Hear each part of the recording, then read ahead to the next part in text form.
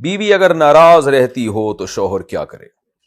میری بیوی زیادہ تر ناراض رہتی ہے اور ناراضی کی کوئی وجہ بھی نہیں ہوتی. اس صورت میں میرے لیے شریعت کا کیا حکم ہے؟ عباس صاحب، اسلام آباد سے. بھائی آپ کسی ذریعے سے معلوم کروائیں بیگم سے، آپ خود نہ کریں، کسی ان کی کوئی سہیلی ہو، کوئی فرینڈ ہو یا کوئی ریلیٹیو ہو، اس سے معلوم کروائیں کہ بھئی پرابلم کیا ہے، کیوں ناراض رہتی ہیں، کوئی مسئلہ ہے تو بتائیں. پھر بھی کوئی معقول بات سامنے نہیں آتی تو پھر وہ بعض عورتوں کو نہیں شوہر سے مزاج مل رہا ہوتا، ان کو شوہر پسند ہی نہیں ہوتا تو منہ بنا کے رکھی بھی ہوتی ہیں وہ.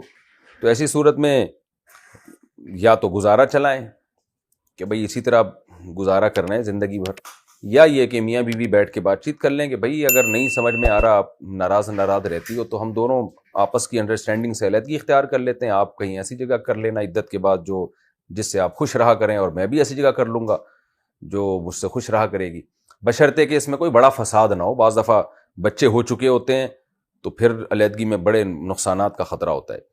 تو اگر کوئی علیحدگی میں کوئی نقصان نظر نہیں آ رہا سامنے تو پھر آپس میں میوچل انڈرسٹینڈنگ سے علیحدگی کا راستہ اختیار کر لیا جائے. آپ ایسی جگہ شادی کر لیں جو آپ سے خوش رہتی ہو، اور وہ بھی ایسی جگہ شادی کر لیں جن سے یہ پھر ہم ناراض نہ رہا کریں، خوش رہا کریں.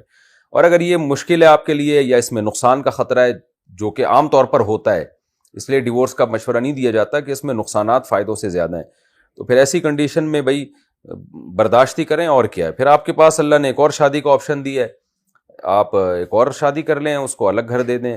اگر آپ کے پاس گنجائش نہیں ہے تو کوئی بہت ہی غریب لڑکی سے کر لیں جس کے نان نفقہ اٹھانا آپ کے لیے آسان ہو.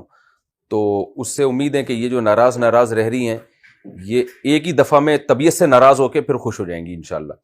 یعنی وہ ایک دفعہ ریئیکشن تو بہت ٹائٹ خاندانی قسم کا ہوگا، لیکن وہ ساری ناراضی جو موت تک ہونی تھی وہ ایک ہی دفعہ میں نکل کے، امید ہے پھر جب تک کمپٹیشن نہیں ہوتا نا تو بعض جگہ پر پھر جو ہے نا وہ نبھانا مشکل ہو جاتا ہے.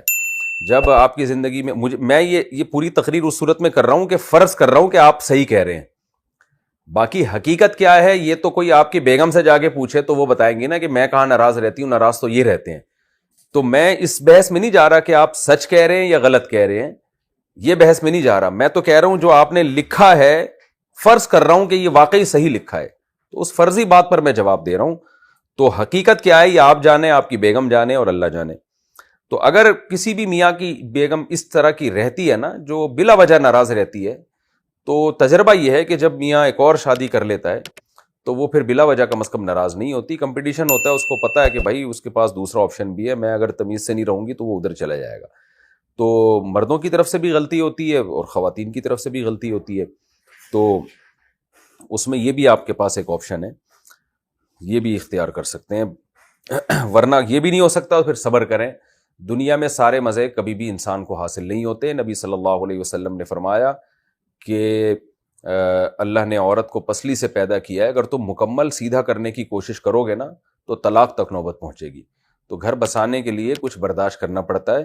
دوسرا آپ یہ بھی دیکھیں کہ اس میں ایک عیب ہے کہ یہ ناراض سی رہتی ہے، ہو سکتا ہے بہت ساری خوبیاں بھی ہوں، تو ان خوبیوں کو دیکھیں. جیسے کہ قرآن نے کہا عسیٰ ان تکرہوا شیئا ویجعل اللہ فیہ خیرا کثیرا. خاص طور پر اللہ نے زوجہ کے بارے میں کہا کہ اگر تم اسے ناپسند کرتے ہو تو عین ممکن ہے اس میں ایک چیز کو تم ناپسند کرو لیکن کچھ اور ایسی خوبیاں بھی ہوں جو تمہیں دوسری عورت میں نہ ملے. تو یہ سوچ کے بھی انسان کو صبر کرنا چاہیے.